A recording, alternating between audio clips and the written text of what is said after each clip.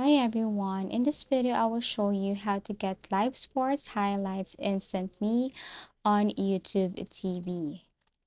So first things first, you have to use the key plays feature. So once you have upgraded your plan, then you can see this key plays feature. While watching a live or recorded game, look for the 7 or the key plays tab below the video. YouTube TV automatically compiles important highlights, touchdown goals, three-pointers, and more. Perfect if you miss the start or want a quick recap without sitting through the entire game. Number two, turn on sports highlights notification. Go to your YouTube TV application settings.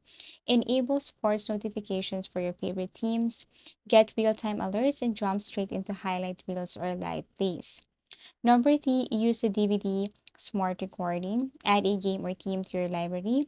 Once recorded, you will see the highlight markers in the playback timeline. This makes it easy to skim through and watch only the biggest moments. Number four, explore the sports tab. On the home screen, go to the sports tab. You will find not just live games, but also highlight clips, recaps, and analysis show from ESPN, Fox Sports, NBC Sports, and more.